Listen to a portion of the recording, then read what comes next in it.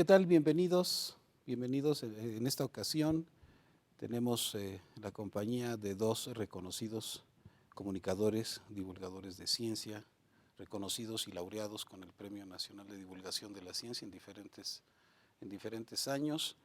Tenemos a Juan Tonda por una parte, tenemos también al maestro Roberto Sayavedra, y quisiéramos preguntarles en esta ocasión, ya tras una vida completa de trabajo, de productos en el campo de la comunicación y la divulgación de la ciencia, ¿cómo ven su labor? ¿Cómo ven su labor después de todo este tiempo? ¿Cómo la definen? ¿Cómo la identifican? Juan, ¿podrías decirnos algo al respecto? Sí, pues muchas gracias, Nemesio, por la invitación. Muy contentos de estar aquí en la UAM Coajimalpa. Bueno, pues yo creo que ya llevamos unos cuantos años en esta carrera de la divulgación de la ciencia. Eh, a mí me tocó un poco aprender en la práctica, cuando trabajé en las revistas del CONACYT, Información Científica y Tecnológica y Ciencia y Desarrollo. Y ahí empezamos trabajando, pues, en mi caso de reportero. Yo De era reportero. reportero de la revista Información Científica y Tecnológica. Y lo bueno es que fui aprendiendo cada uno de los pasos de hacer una publicación hasta llegar a ser el editor. Entonces, fue una enseñanza muy rica. Fue en una época donde en el CONACYT había muchísimo apoyo a la divulgación de la ciencia. De hecho, en el país había 52 librerías dedicadas a ciencia y divulgación de la ciencia. Y pues teníamos grandes maestros ahí. Teníamos a Augusto Monterroso, era uno de nuestros jefes, el poeta Eduardo Lizalde. Entonces era pues una maravilla estar trabajando ahí, ¿no? Con gente de literatura, ¿sí? Y nosotros, bueno, en mi caso, yo que era del área de ciencias. Entonces era como un aprendizaje complementario que luego ya se vio que era muy importante en la divulgación, que es la multidisciplina, ¿no? Vimos que para hacer revistas y libros de divulgación, pues se trata de un trabajo multidisciplinario, es lo que te permite tener como cierta calidad, que las distintas partes de un equipo pues conozcan profesionalmente cada uno su parte, es lo que te da un trabajo de calidad. Entonces, en esa época pues fue toda una escuela para mí, en el CONACYT. Luego yo ya me incorporé, hice una editorial que se llama ADN Editores, de libros de divulgación de la ciencia, jugándole a ser microempresario, ¿sí? Y y ya cuando me di cuenta que jugarle a ser microempresario estaba muy difícil y me ofrecieron un trabajo en la UNAM, en la Dirección General de Divulgación de la Ciencia, pues me fui para allá, ¿no? También. Bueno, también se me olvidó mencionar que cuando trabajaba en CONACYT y en la época eh, complicada, cuando uno tiene dos hijos, pues tuve que buscar otro trabajo. Entonces busqué un trabajo en la revista Chispa, donde precisamente conocí a Roberto Sayavedra. Este, y en la revista Chispa, pues hicimos una revista para jóvenes que se llamaba Creatividad, y también colaboraba yo de vez en cuando en la revista Chispa en una sección de matemáticas que se llamaba Entre tanto, entretente, de ponerles problemas lógicos a los estudiantes y cosas para que pensaran, ¿no? Y resolvieran acertijos, ¿no? Lógicos. Entonces, con el trabajo de CONACYT y Chispa, pues ya medio que sí nos alcanzaba, ¿no? El dinero. Y después fue que puse ya la editorial y pues hacer una editorial de divulgación es muy difícil porque pues, se necesita tener el apoyo del Estado. En una época sí tuvimos el apoyo de lo que era el Consejo Nacional para la Cultura y las Artes, CONACULTA, que ahora se volvió la Secretaría de Cultura, y ellos eran como nuestros socios ricos, y la editorial era, nosotros poníamos el trabajo, ¿no? El know-how de hacer libros. Y ahí saqué dos colecciones de libros, una que se llama Viaje al Centro de la Ciencia, sobre todo tipo de temas de ciencia de frontera, temas básicos y temas actuales. Y otra colección que se llama Fenómenos Naturales, ¿no? Donde se habla los temblores para los niños, los volcanes, los huracanes, toda una serie de fenómenos naturales. Salió a raíz del sismo del 85, que sí nos dimos cuenta que pues sí transformó a este país, ¿no? El sismo del 85 afectó a muchísima gente y los niños no entendían qué pasaba con los sismos, ¿no? Por qué temblaban. Entonces dijimos, bueno, pues vamos a hacer un libro sobre los temblores. Y a partir de ahí luego ya me fui a la Dirección General de Divulgación de la Ciencia con, pues con la idea, la comisión de hacer una revista de divulgación de la ciencia para jóvenes, y dado que habían cerrado información científica y tecnológica, pues se quedó ahí como un hueco que había que llenar. Entonces formamos todo un equipo que hizo la revista Cómo Ves, ¿no? Ni más ni menos, Cómo Ves la revista Cómo Ves. Vamos a dejarlo sí, ahí un momentito en claro. la revista Cómo Ves. Y Roberto, nos gustaría saber por dónde y cómo fuiste construyendo también tu trayectoria en Ahora este sí campo. que mi devenir histórico. Ujú. Hay una cosa una manera de decir las cosas, ¿no? Que dices comunicación y divulgación. Cuando yo comencé, pues no se sabía ni qué era divulgación, pero que conforme va pasando el tiempo y vamos dando todo un conocimiento, esto que está diciendo Juan, ¿quién tenemos de interlocutor? ¿Cómo es el interlocutor? ¿Qué características tiene? Entonces, con la comunicación hoy se tienen ya también herramientas para lograr la empatía y la confianza en el otro, pero que en ese entonces era plasmarlo en chispa, y que me tocaba la sección cómo hacer una actividad experimental. Tiene uno que comenzar desde este lado, ¿no? Primero, homologarlo al contexto de este país, ¿no? Que si vas a usar corcholatas, o que si vas a usar tapones de corcho, o que si vas a usar popotes, ¿no? Cosas así, que contrasta con otros países y contrasta con otras personas, pero que a la hora de plasmarlo en 2 páginas, ¿cómo le haces para que el otro sí te entienda? ¿Cómo le haces para que el otro sí lleve a cabo la actividad experimental? Entonces ese trabajo interdisciplinario, porque no es multidisciplinario, sino interdisciplinas, y que todo lo que está significando el que se dio en la revista Chispa, me llevó a mí a otro medio, a otra forma de divulgar ciencia.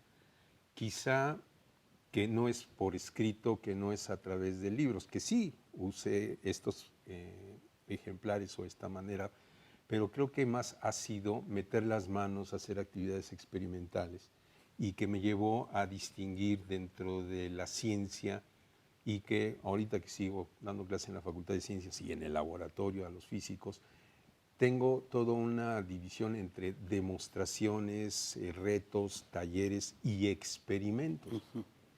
Entonces, esto de llegar a un experimento que, digamos, es cosa seria, porque es lo que estábamos comentando aquí con Juan, ¿no? Tú estás haciendo de tu vida un experimento. Y la cultura mexicana, un experimento a ver qué sale, pues no, ¿verdad? Es un experimento de tal manera que vas controlando variables, que vas controlando toda una serie de... es que esa es una parte interesante, ¿no? Que ya el enfoque de la ciencia de siglos anteriores a la de ahora, pero que se va controlando variables, se van controlando momentos de tal forma que te salga el experimento. Entonces, 150 números de la revista Chispa con la sección del tío Bolita, ¿no? De que ahora haces este experimento, cada mes, o esta actividad experimental, te lleva a lo que hoy se sabe, ¿no? En términos del know-how. Vamos a decir, una persona exitosa tiene 30,000 horas, así como lo oyes, 30,000 horas de estarle dando. Entonces yo, profesor, 45 años en la Facultad de Ciencias, clases, ya cumplí mis 30,000 horas. Creo que sí. Y eso ya me dice, ¿no?, que tengo yo el know-how, que es diferente del conocimiento. Entonces, esto lleva a situaciones en términos de que cuando estás trabajando, haciendo la demostración, haciendo esta participación, lograr en términos de comunicar y que la divulgación es hacer del el conocimiento del vulgo. Es todo un reto en términos de esa empatía, esa confianza. Y bueno, y aquí cuento un chiste, si huele es que es de química, si tiembla como gelatina es de biología, pero si no sale es de física, ¿no? Y entonces los chavos están esperando que no les salga, que no les salga, que no les salga, ¿no? Para atacarse de risa y para hacer todo un esquema, ¿no? Entonces cuando les echas la bolita, a ver, hazlo tú, ¿no? Pero no, es soltarles la bolita, es soltar la situación en términos de cómo no se sientan agredidos, ¿me explico? Sino de que la naturaleza, cuando estás haciendo experimentos y estás haciendo esas cosas, te dice por 10 veces no, una de las 10 veces es una sí. Ahí está la anécdota de Eureka, ¿no? La encontré, lo hice, me salió. Entonces aparecen, vamos a decir, las competencias del quehacer de la ciencia. Ese quehacer de la ciencia que te está dando, por ejemplo, una es reconocer, clasificar, discriminar y analizar, ¿no?, lo que tienes enfrente, pero también hay otra, ¿no?, de cuántas veces no te sale y no te sale y no te sale y vuelves y vuelves y vuelves. O sea, a través de la forma en la que tú comunicas y enseñas, desarrollas tratas de desarrollar Sí, estas habilidades. Tenique, Eso es. y sí, lo menciono, ¿no? Bueno, es que he tenido ya también la suerte y la fortuna de trabajar desde chamacos de preescolar hasta jóvenes de posgrado. Y sí, las cosas que hago de actividades experimentales con ellos son muy diferentes. Pero detalles que me han pasado con el preescolar ahora que tiene uno nietos y que ya uno está transformándose en un abuelo próspero, cómo le hacemos, ¿no?, para que participe, para que responda. Y he tenido momentos muy ricos, ¿no?, de otras cosas que aparecen en esto de la divulgación. La apropiación social de la ciencia, ¿no? Que muchas veces, pues lo decía Conacyt del año pasado, antes de este sexenio, en términos de, ahora es, fíjate, comunicación, divulgación, apropiación social de la ciencia. Pero también ahora te hablan de innovación. Entonces, como diciendo, si apenas estoy comenzando con divulgación y ahora le quieres que meterle comunicación y ahora le tienes que meter apropiación social e innovación, pues es todo un esquema de estar siempre aprendiendo, ¿no?, de estar siempre pendiente, de estar dando. Pero también reconocer que lo que está pasando hoy en día, ¿no?, a diferencia de la entropía y según esto el desorden que dicta la segunda ley de la termodinámica, en términos de que la información está contra el desorden, ¿no? Cada día, y más con el Internet, está más ordenada, está más estructurada, está teniendo esos detalles, ¿no? Y que eso resulta muy, muy, muy interesante. Qué bien. Juan, nos quedamos hace un rato con cómo ves con la revista, que Así hace un es. rato, pues hace 20 años que empezó la revista, ¿no? Y Hace 20 años. creo que es un buen ejemplo de cómo ha evolucionado en estas 2 décadas parte del trabajo de la comunicación y divulgación de la ciencia. ¿Cómo ves tú eso? Y lo mismo te pregunto, ¿cómo ves la evolución misma de la labor? ¿Tú la llamaste multidisciplina o qué? ¿No? Yo voy a llamarla transdisciplina para meter un poquito Transdisciplina. más de ruido, ¿no? Pero Sí, no, cuéntanos. totalmente de acuerdo.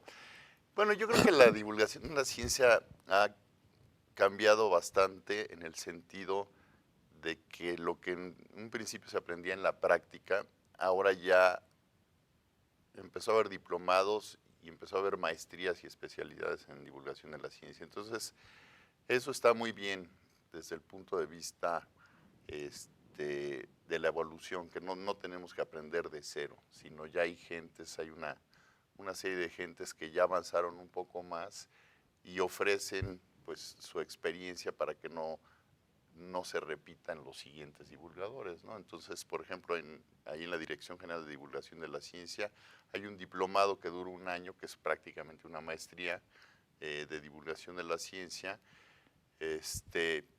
y creo que mucha gente se ha acercado al aprendizaje de la divulgación a través de este medio. Por otro lado, una cosa importante es que con el paso del tiempo ya podemos decir que hay en el país divulgadores de la ciencia de tiempo completo. Y eso es una tarea muy importante en la cual estamos un poco pues peleando que a esos divulgadores que nos dedicamos de tiempo completo en las universidades se reconozca en todas las universidades del país su tarea como divulgadores académicos de tiempo completo. Entonces, que exista en las universidades, así como existe un profesor de tiempo completo, un investigador de tiempo completo, pues también exista una figura de divulgador académico de tiempo completo, que realmente pues es nuestro trabajo, el trabajo de los tres, somos divulgadores de tiempo completo, y eso yo creo que significaría una apertura muy importante, ¿no? para las universidades.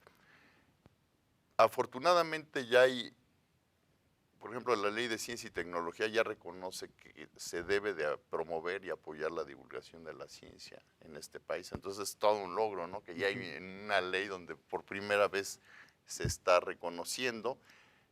Y también la otra parte importante es que haya recursos y que haya un presupuesto destinado a dicha actividad, ¿no? Así como hay todo un presupuesto para la enseñanza en este país, todo un presupuesto para la investigación, pues también tiene que haber una cantidad destinada a divulgación de la ciencia. ¿Por qué? Si nos preguntamos por qué es, pues porque la divulgación yo siempre he sostenido que es una educación complementaria para el resto de la sociedad.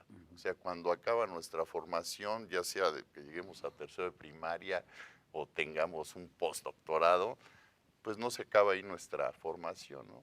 Entonces nos estamos nutriendo constantemente de información, como dice Roberto, ¿no? La información siempre la tenemos y ahora con los medios nuevos, pues la información es casi instantánea, ¿no? Pero lo que es importante es cómo esa información nos puede formar como individuos y hacernos crecer, ¿no? Entonces siempre nos estamos formando y si a través de los medios masivos de comunicación continuamos esa formación, pues estamos elevando nuestro nivel y nuestra calidad, ¿no? Educativa como personas. Entonces yo pienso que ya estamos llegando a esa etapa, ¿no? Actualmente en la divulgación de la ciencia hay mucha labor en muchísimos museos, hay alrededor de 50 museos de ciencia en el país. En el terreno de la divulgación escrita, pues hay esfuerzos por todo el país. La misma Sociedad Mexicana para la Divulgación de la Ciencia y la Técnica tiene miembros en casi todo el país. Y ya la gente ya reconoce cuando se habla de divulgación de la ciencia qué es eso, ¿no? De qué estamos hablando, lo cual considero que eso es un esfuerzo que nos ha costado pues estos 40 años que decía Roberto, en mi caso 35, ¿no? Entonces es un esfuerzo que ha sido a veces quijotesco porque han sido pocas personas las que hacen el trabajo de divulgación de la ciencia con cierta calidad, pero pienso que ya está empezando a tener impacto en la sociedad, ¿no? Y por ahí lo dejaría hasta ahorita. Muy bien. Y esto aunado a esta parte que mencionabas, Roberto, que es súper importante, que tiene que ver con el enfoque más moderno de la complejidad, ¿no? La tecnología, los medios cambiaron, las fuentes se hicieron infinitas, en fin. ¿Cómo ves esta parte? Ahí, con esto de un paradigma, dice, yo leo para comprender al otro, pero el otro no me entiende, ¿no? En términos de que el mensaje que estoy gestando, ¿cómo le hago para que sea pertinente a mi interlocutor?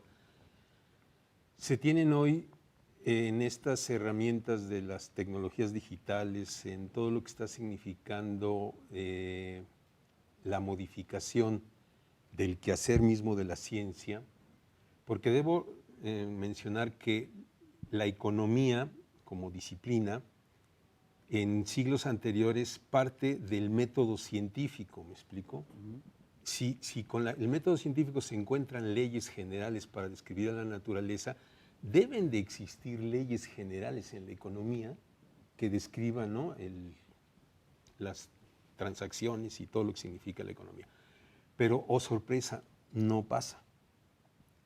Y no pasa porque ahora, en términos de lo que está estudiando la ciencia en sus tres contextos, que son la teoría, los experimentos y los algoritmos, las simulaciones, el uso de, ahí va la palabrota, de la inteligencia artificial, de los teléfonos que son inteligentes, de los algoritmos que están dando, porque al tener la pregunta que se tiene hoy en la ciencia de qué es la vida, ya no es la ciencia cómo se mueven los planetas, sino es qué es la vida. Y entonces ahí aparecen muchos científicos, filósofos y economistas, y lo que más me gusta es que están apareciendo en Chile, y aunque en Chile ahorita está pasando una cosa espantosa, entonces se está dando toda una transformación, todo un esquema de otra visión para poder explicar qué es la vida. Y entonces al explicar qué es la vida, desde la naturaleza se encuentra que los lobos, dicho de esta manera, las células conversan, los lobos con los ciervos y los conversan, nosotros estamos conversando. Es todo un esquema de comunicación y de intercomunicación muy interesante que la ciencia anterior no la puede explicar, sino se explica desde un enfoque de sistemas complejos, de sistemas de interacciones, porque lo que estamos haciendo nosotros ahorita es una interacción a través del lenguaje, y que entonces, ¿cómo le hacen los lobos para conversar, ¿no? Pero también cómo le hacen las hormigas con las mariposas y los conejos para formar ese ecosistema, y que cuando quitas a uno de esos, oh sorpresa, todo se viene al traste, todo se viene a esta situación. Entonces, en esos esquemas, la economía está aplicándosela al dinero. Si las conversaciones nos llevan a una recuperación de la naturaleza que se está dando, y hay ejemplos, y estos ejemplos que se están teniendo, que permiten la sustentabilidad de la naturaleza y del ecosistema, entonces si se lo aplicamos al dinero, que ahora pues ya nos van a desaparecer el dinero, va a ser por código QR, ¿no? Ya no lo voy a traer en la bolsa, ya no voy a traer esas cosas, ¿no? Es dinero que quién sabe en dónde está. Yo sí les dijera, ¿no? Cuando es de noche aquí está en Asia, y cuando es de noche en Asia está aquí, y que nos lleva a tener esquemas de ecosistemas de dinero que permite la sustentabilidad de las personas que estamos en la SOMESICID, o que estamos en esta universidad, o que estamos en estas formas de estar haciendo. Entonces, ya se acabó el enfoque de la ciencia que explicó la revolución industrial. Eso de a producto o servicio, ¿cuánto me pagas? Sino que es, si aquí en este sistema complejo los lobos y los ciervos, y acá nosotros, es por nuestras interacciones, nuestras pláticas, nuestras maneras en cómo funcionamos, cómo damos, ya se acabaron. Estoy hablando con el señor doctor, cuidado lo que dices, estoy hablando con un pobre diablo que no tiene ni idea de lo que se trata esto. No, venga, ahí en esas interacciones, en este momento que tenemos agua, que podemos hacer una actividad experimental de comportamiento y cosas por el estilo, se están dando aprendizajes, se están dando conocimientos. Se está generando conocimiento.